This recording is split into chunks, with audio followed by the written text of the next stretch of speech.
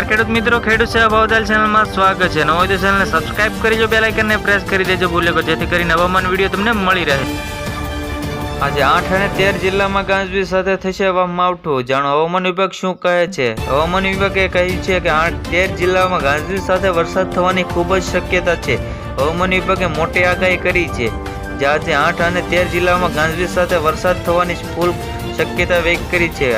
આગાહી થઈ રહી છે કે હવામાન વિભાગે હવામાન નિષ્ણાંતે ગુજરાતમાં 2 દિવસ ગાજવીજ સાથે વરસાદની આગાહી કરી છે। આ કમોસમી વરસાદને રાજ્યમાં ખેડૂતોની ચિંતા વધારી છે, તે હવામાન નિષ્ણાંતો પણ કહેવું છે। હવામાન વિભાગે અમદાવાદ કેન્દ્રીય વૈજ્ઞાનિક રામસિંહ યાદવે આજે ગુજરાત હવામાન અંગે આગાહી આપી છે, જે તેમણે જણાવ્યું છે કે ગાજવીજ સાથે વરસાદ થવાની ખૂબ જ શક્યતા વધારે છે।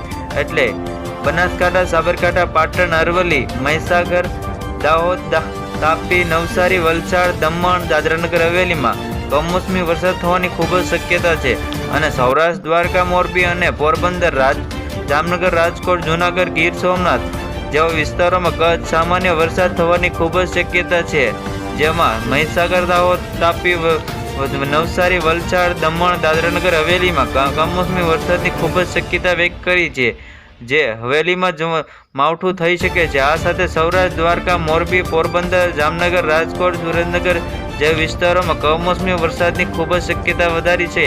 હવામાન ગાજવીજ સાથે માવઠાની પણ આગાહી કરવામાં આવી છે, જિલ્લાઓમાં માવઠાની થશે, જે જણાવ્યું છે। આ સાથે મધ્ય ગુજરાતમાં વડોદરા અને છોટાઉદેપુર, જ્યારે મોરબી, સુરેન્દ્રનગર, રાજકોટ, અમરેલી જે વિસ્તારોમાં વધુ થઈ શકે છે। ગાજવીજ સાથે માવઠાની ખૂબ જ શક્યતા છે, જે બોટાદ, અમરેલી, ભાવનગર, ગીર સોમનાથ અને કચ્છ સામાન્ય મધ્યમ વરસાદની આગાહી કરવામાં આવી છે। ખેડૂત મિત્રો, ફરી મળીએ, જોતા રહો ખેડૂત સેવા ભાવ।